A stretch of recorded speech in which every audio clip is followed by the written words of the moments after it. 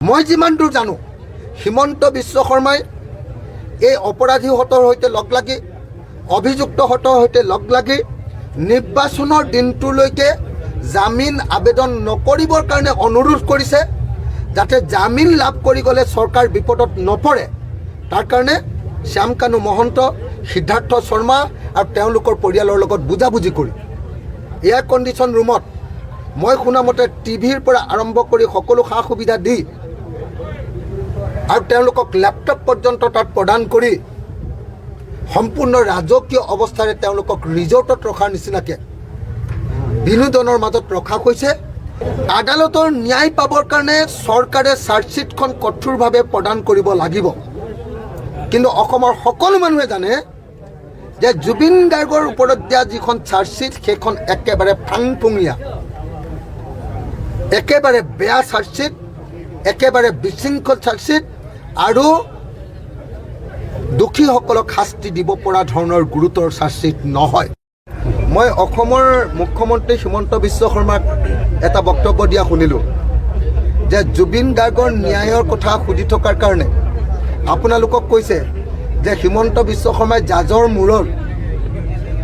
মূৰত পিষ্টল লগাই দিব নেকি, বন্দুক লগাই ন্যায় আনি দিব নেকি বুলি কৈছে।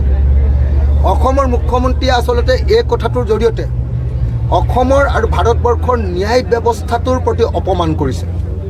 মই অসমৰ মুখ্যমন্ত্ৰীৰ আসনত থকাৰ সময়তে জুডিচিয়াৰীৰ বিৰুদ্ধে, ৰাষ্ট্ৰৰ এটা অংশ জুডিচিয়াৰীৰ বিৰুদ্ধে কৰা এনেকুৱা ধৰণৰ অপমানমূলক বক্তব্য তুলি ল'বৰ কাৰণে আৰু সেই বক্তব্য তুলি লৈ সমগ্ৰ অসমবাসী ৰাইজৰ ওচৰত ক্ষমা বিচাৰিবৰ কাৰণে অসমৰ মুখ্যমন্ত্ৰীক দাবী জনাইছোঁ।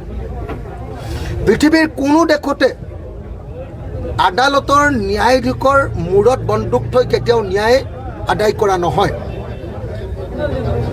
আদালতৰ ন্যায় পাবৰ কাৰণে চৰকাৰে চাৰ্জশ্বিটখন কঠোৰভাৱে প্ৰদান কৰিব লাগিব।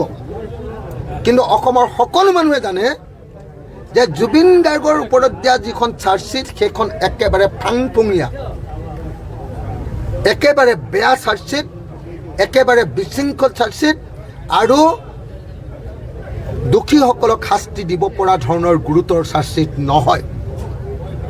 সেইকাৰণে অসমৰ মুখ্যমন্ত্ৰীয়ে জানে যে জুবিন গাৰ্গৰ ওপৰত দিয়া চাৰ্জশ্বিটখনৰ জৰিয়তে অপৰাধীবিলাকৰ শাস্তি নহয় আৰু সেইকাৰণে তেওঁ বিষয়টো বিপথে পৰিচালিত কৰিবৰ কাৰণে জাজৰ মূৰত বন্দুক থৈ ন্যায় আনিম নেকি বুলি অসাংবিধানিক বক্তব্য তেখেতে প্ৰকাশ কৰিছে। নাম্বাৰ 1। নাম্বাৰ 2, অসমৰ মুখ্যমন্ত্ৰীয়ে যি বক্তব্য প্ৰদান কৰিছে যে আমি এতিয়ালৈকে অপৰাধীবিলাকক জামিন দিয়া নাই, কিন্তু আমি দেখিছোঁ যে অভিযুক্তসকলে এতিয়ালৈকে জামিন বিচাৰি আবেদনেই দাখিল কৰা নাই। কোনোবা এজনে যোনে জামিন বিচাৰি আবেদন দিছিলে, কিন্তু সেই আবেদন পৰৱৰ্তী সময়ত উঠাই লৈছে। মই যিমান দূৰ জানো হিমন্ত বিশ্ব শৰ্মাই এই অপৰাধীহঁতৰ সৈতে লগ লাগি অভিযুক্তহঁতৰ সৈতে লগ লাগি নিৰ্বাচনৰ দিনটোলৈকে জামিন আবেদন নকৰিবৰ কাৰণে অনুৰোধ কৰিছে, যাতে জামিন লাভ কৰি গ'লে চৰকাৰ বিপদত নপৰে। তাৰ কাৰণে শ্যামকানু মহন্ত, সিদ্ধাৰ্থ শৰ্মা আৰু তেওঁলোকৰ পৰিয়ালৰ লগত বুজাবুজি কৰি ইলেকশ্যনৰ পাছতে তোমালোকক মুকলি কৰি দিম, ইলেকশ্যনলৈকে তোমালোকে জামিন আবেদন দাখিল নকৰিবা বুলি অনুৰোধ কৰি হিমন্ত বিশ্ব শৰ্মাই এনেকৈ মানুহকেইজনক VIP ট্ৰিটমেণ্ট দি এখন নতুন আপোনাৰ কি কয় জেইলত, য'ত মই শুনামতে AC এয়াৰ কণ্ডিশ্যন ৰুমত মই শুনামতে টিভিৰ পৰা আৰম্ভ কৰি সকলো সা সুবিধা দি আৰু তেওঁলোকক লেপটপ পৰ্যন্ত তাত প্ৰদান কৰি সম্পূৰ্ণ ৰাজকীয় অৱস্থাৰে তেওঁলোকক ৰিজৰ্টত ৰখাৰ নিচিনাকৈ বিনোদনৰ মাজত ৰখা হৈছে। আৰু এনেকৈ অসমৰ মানুহক ভোক্তৃতি প্ৰদান কৰি জুবিন গাৰ্গৰ ন্যায় বিষয়টো অসমৰ মুখ্যমন্ত্ৰী হিমন্ত বিশ্ব শৰ্মাই বিপথে পৰিচালিত কৰিব খুজিছে। সেইকাৰণে মুখ্যমন্ত্ৰী হিমন্ত বিশ্ব শৰ্মাই নিজে কৈছিলে যে আমি ন্যায় দিব নোৱাৰিলে অসমৰ মানুহে আমাক ভোট দিব নালাগে, বিজেপিক ভোট দিব নালাগে। তেওঁলোকে ইলেকশ্যনলৈকে জুবিন গাৰ্গক ন্যায় দিব নোৱাৰিলে আৰু সেইকাৰণে অসমৰ মানুহে সঁচাসঁচিকৈ তেওঁলোকক ভোট দিয়া উচিত নহয়। কেৱল আৰু কেৱল জুবিন গাৰ্গৰ হত্যাৰ বিষয়টোক লৈ ন্যায় প্ৰদান নকৰাৰ কাৰণেই হিমন্ত বিশ্ব শৰ্মা চৰকাৰখনক মই ভাবোঁ যে ব্ৰহ্মপুত্ৰ দলিয়াই পেলোৱা উচিত। আৰু সেইকাৰণে মই অসমবাসী সকলো ৰাইজকে, যিসকলে জুবিনক ভাল পায়, যিসকলে জুবিন গাৰ্গক ভাল পায়, যিসকলে জুবিন গাৰ্গৰ গীতক ভাল পায়, যিসকলে জুবিন গাৰ্গ মানুহজনক ভাল পায়, আৰু যিসকলে জুবিন গাৰ্গৰ প্ৰতিবাদী সত্তাক ভাল পায়, প্ৰত্যেকজন মানুহক মই আহ্বান জনাইছোঁ যে এইবাৰ বটলা পাৰ্টি, জুবিন দাই কৈ যোৱা যি বটলা পাৰ্টি বিজেপি, এই বিজেপি প্ৰতীক উফৰাই পেলাম বুলি কৈছিলে বিজেপি দল জুবিন দাই। আৰু সেইকাৰণে 2026 চনত অসমৰ সকলো মানুহে জুবিন দাক যিসকলে সন্মান কৰে, যিসকলে ভাল পায়, সকলোৱে বিজেপি দলক উফৰাই পেলাবৰ কাৰণে, বটলা পাৰ্টি বিজেপি দলক উফৰাই পেলাবৰ কাৰণে আগবাঢ়ি আহিবৰ কাৰণে মই সকলোকে আহ্বান জনাইছোঁ। মানুহে তিনিবাৰকৈ নিজৰ পথাৰত খেতি কৰে, বছৰটোৰ সকলো সময়তে খেতি কৰে, তেতিয়াহ'লে সেই পথাৰৰ মাটিৰ খাজনাও আমি সম্পূৰ্ণৰূপে ৰেহাই দিয়াৰ ব্যৱস্থা গ্ৰহণ কৰিম।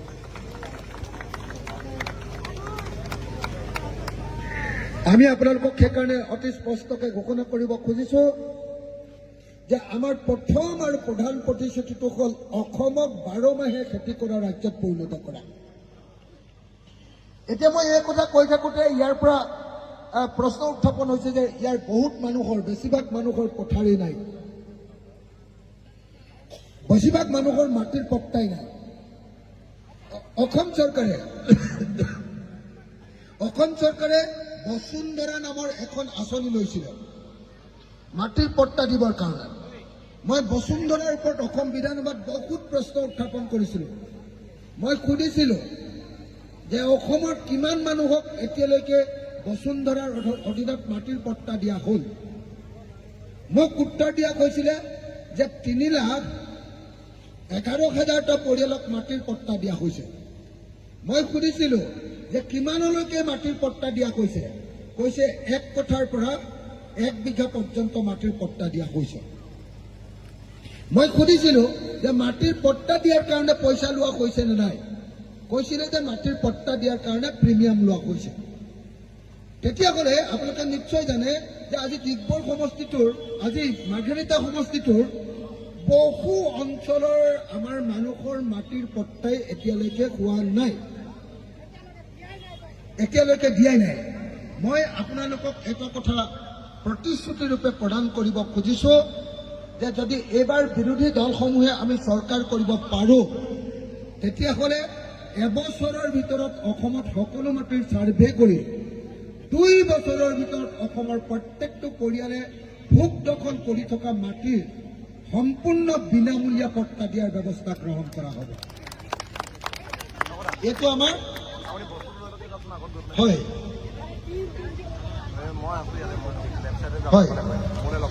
তো প্ৰথম কথাটো হ'ল আমি অসমৰ খেতিয়কবিলাকৰ, অসমৰ বসবাস কৰা মানুহবিলাকৰ মাটিৰ পট্টা 2 বছৰৰ ভিতৰত দিম বুলি সিদ্ধান্ত গ্ৰহণ কৰি থৈছোঁ। আমি তাৰ কাৰণে আমাৰ ইস্তাহাৰ প্ৰকাশ কৰিছোঁ।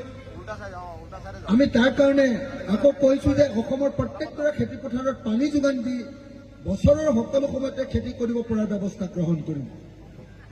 আমাৰ দ্বিতীয় প্ৰতিশ্ৰুতিটো হ'ল যে এখন গাঁও, টাউনৰ এটা ৱাৰ্ড, এখন বাগানৰ এটা লাইন আৰু এটা চৰ চাপৰি, প্ৰত্যেকটো ঠাইতে এখন গাঁৱত এটা উদ্যোগ প্ৰতিষ্ঠা কৰা হ'ব। আমাৰ দ্বিতীয় প্ৰতিশ্ৰুতিটো হ'ল, মই আকৌ এবাৰ কৈছোঁ, এখন গাঁও এটা উদ্যোগ। এখন গাঁৱত এটা ক্ষুদ্ৰ উদ্যোগ স্থাপন কৰি 100 পৰা 150 মানুহক আমি নিবনুৱাক নিযুক্তি দিব খোজোঁ। আৰু এনেকৈ গাঁওখনৰ বা নগৰৰ প্ৰত্যেকটো পৰিয়ালক অন্ততঃপক্ষে এটা চাকৰি দিবৰ কাৰণে আমি ব্যৱস্থা কৰিব খোজোঁ। তাৰ কাৰণে আমি ঘোষণা কৰিব খুজিছোঁ যে এটা পৰিয়ালৰ এজন মানুহে মাহেকত অতি কমেও 30,000 টকাৰ যাতে ইনকাম কৰিব পাৰে, তাৰ কাৰণে অসমৰ প্ৰতিখন গাঁৱত এটা উদ্যোগ, প্ৰতিটো ৱাৰ্ডত এটা উদ্যোগ, প্ৰতিখন লাইনত এটা উদ্যোগ আৰু প্ৰতিটো চৰ চাপৰিতে এটা উদ্যোগ প্ৰতিষ্ঠা কৰি যাতে নিবনুৱা সমস্যাৰ সমাধান কৰিব পাৰোঁ, তাৰ কাৰণে ব্যৱস্থা গ্ৰহণ কৰিব খুজিছোঁ। এইটো হ'ল আমাৰ দ্বিতীয় প্ৰতিশ্ৰুতি। আমাৰ তৃতীয় প্ৰতিশ্ৰুতিটো হ'ল যে অসমৰ যিখিনি মানুহ, অসমৰ ৰাইজ, অসমৰ মানুহবিলাকে কাম কৰে কিন্তু প্ৰফেশ্যনেল নহয়।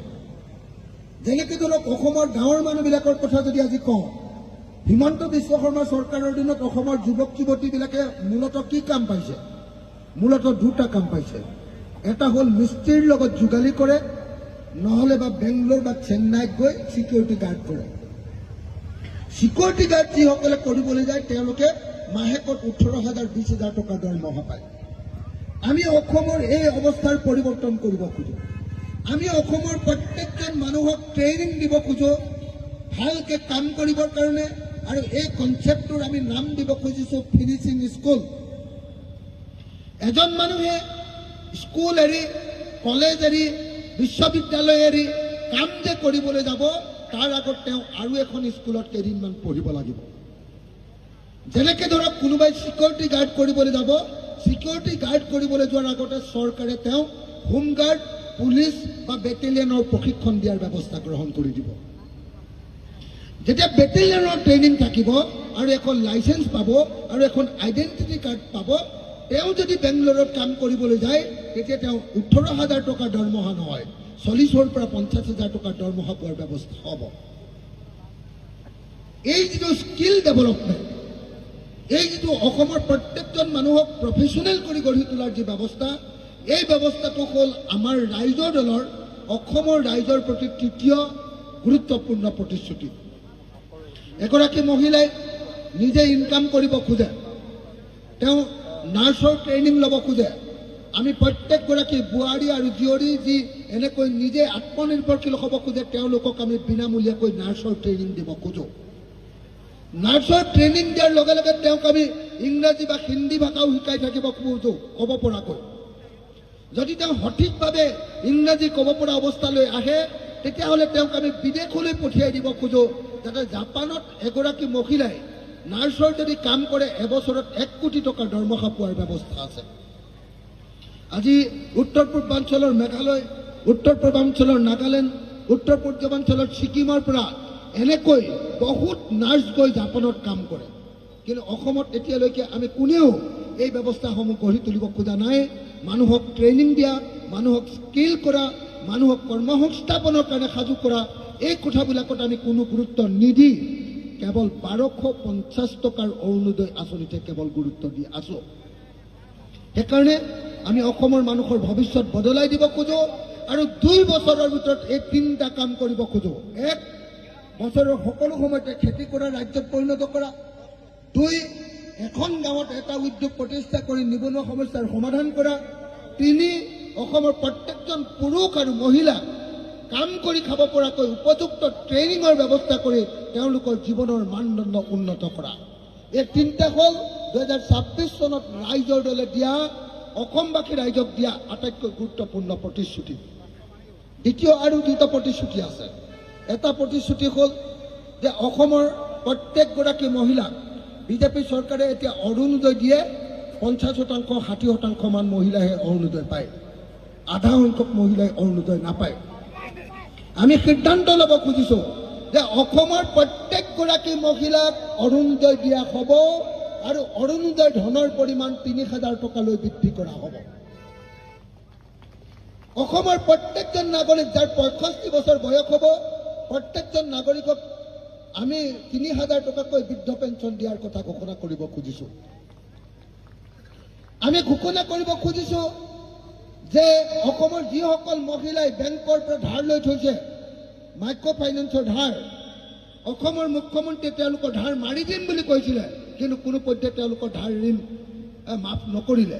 কিছু সংখ্যকৰ ঋণ মাৰিলে, বাকী বেছিভাগৰে ঋণ নামাৰিলে। আমি এবাৰ প্ৰতিশ্ৰুতি দিছোঁ যে আমি বিৰোধী দলবিলাকে যদি এবাৰ চৰকাৰ কৰিব পাৰোঁ, 6 মাহৰ ভিতৰত অসমৰ মহিলাসকলৰ ঋণ মাফ কৰি দিয়াৰ ব্যৱস্থা গ্ৰহণ কৰা হ'ব। আমি এই 5টা প্ৰতিশ্ৰুতি আপোনালোকৰ সন্মুখত উত্থাপন কৰিছোঁ। মই আশা কৰিম আমি এইবাৰ উজনি অসমত আপোনালোকে দেখিছিলে যোৱাবাৰ মাত্ৰ 5খন আসন উজনি অসমত বিৰোধী দলবিলাকে জিকিছিলে। এইবাৰ আমাৰ অকল যোৰহাট লোকসভা সমষ্টিতে আমি 5খনতকৈ বেছি জিকিম। যোৰহাটত গৌৰৱ গগৈ জিকিব, পৰিৱেশ এতিয়া পুৰা বঢ়িয়া হৈ আছে। তাৰ পাছতে টিয়কত আমাৰ কংগ্ৰেছ দলৰ যি প্ৰাৰ্থী আছে পল্লৱী গগৈ, তেওঁ জিকাটো কনফাৰ্ম হৈছে। তাৰ পাছতে মৰিয়নি সমষ্টি আছে, তাত ডক্টৰ জ্ঞানশ্ৰী বৰা উঠিছে, তেওঁ জিকিব। তাৰ পাছতে মোৰ শিৱসাগৰ সমষ্টি আছে, শিৱসাগৰ সমষ্টিত ময়ো বিপুল ভোটত জয়ী হ'ম বুলি ইতিমধ্যে তাত ব্যাপক ৰূপত এইটো প্ৰচাৰ হৈ গৈছে যে অখিল গগৈ পুৰা জিকিবই, এনেকুৱা ধৰণৰ এটা ৱেভ আহিছে, এটা ঢৌ আহিছে। তাৰ পাছতে যদি আমি তাৰ কাষত থকা সোণাৰী সমষ্টিলৈ যাওঁ, সেইটো সমষ্টিটো এবাৰ আমি জিকিম। অৰ্থাৎ আমি যোৰহাট লোকসভা সমষ্টিৰ যি 10টা সমষ্টি, 11টা সমষ্টি আছে, সেই 11টা সমষ্টিৰ কমেও 8টা সমষ্টিত এইবাৰ জয়ী হ'বৰ কাৰণে গৈ আছো। এতিয়া আমাক সেইকাৰণে উজনি অসমৰ ডিব্ৰুগড় আৰু উজনি অসমৰ তিনিচুকীয়া জিলাত আমাক জিকাৰ সমষ্টি লাগে। মই অলপ সময়ৰ আগতে গোটেই দিনটোৰ কাৰণে আজি 1টা বজাৰ পৰা মাৰ্ঘেৰিটা সমষ্টিত আছিলোঁ, আৰু মাৰ্ঘেৰিটা সমষ্টিত যেতিয়া মই একেলগতে কংগ্ৰেছ দল, ৰাইজৰ দলৰ সকলো ৰাইজক লগত লৈ যেতিয়া ঐক্যবদ্ধভাৱে কমেও 100খন গাড়ী লৈ যেতিয়া এইবাৰ আমি গাঁৱে গাঁৱে গৈছিলোঁ, শ মানুহে, অসমীয়া মানুহে ৰাজপথলৈ ওলাই আহি আমাৰ গাড়ী ভেটি খোলাখুলিকৈ ঘোষণা কৰিছে যে এইবাৰ মাৰ্ঘেৰিটাত ৰাইজৰ দলৰ প্ৰাৰ্থী ৰাহুল চেত্ৰীক সম্পূৰ্ণৰূপে জয়ী কৰিব। এতিয়া মই আপোনালোকক ডিগবৈ সমষ্টিৰ কথা ক'ব খুজিছোঁ। শ্ৰদ্ধেয় ৰাইজ, ডিগবৈ সমষ্টিত আমি বিৰোধী দলসমূহৰ পৰা দুলাল মৰাণ ডাঙৰীয়াক, তেখেত কংগ্ৰেছ দলৰ সদস্য আছিলে, আমি ঐক্যবদ্ধভাৱে এইবাৰ ৰাইজৰ দল, কংগ্ৰেছ, অসম জাতীয় পৰিষদ, CPI, CPM সকলোৱে মিলি আপোনালোকৰ ইয়াৰ জনপ্ৰিয় শিক্ষক দুলাল বৰুৱা ডাঙৰীয়াক আমি প্ৰাৰ্থিত্ব প্ৰদান কৰিছোঁ। মই আশা কৰিছোঁ, মই আপোনালোকক মিনতি জনাইছোঁ, মই আপোনালোকক অনুৰোধ কৰিছোঁ, আহক আমি সকলোৱে মিলি এইবাৰ দুলাল মৰাণক ভোট দি জয়যুক্ত কৰোঁ। মই আপোনালোকক সকলোৱে অনুৰোধ জনাব খুজিছোঁ যে আপোনালোকৰ যিজন বিধায়ক, ডিগবৈৰ যিজন বিধায়ক সুৰেন ফুকন, মই যোৱা 5 বছৰ বিধানসভাত আছিলোঁ আৰু বিধানসভাৰ মই আটাইতকৈ সক্ৰিয় বিধায়ক, কিন্তু মই চাই থাকোঁ কোন বিধায়কে কি কাম কৰে। যোৱা 5টা বছৰত আপোনালোকৰ বিধায়ক সুৰেন ফুকনে এটা শব্দ অসমৰ পক্ষত বা আপোনালোকৰ সমষ্টিৰ পক্ষত এটা শব্দ কোৱাও মই কেতিয়াও শুনা নাছিলোঁ।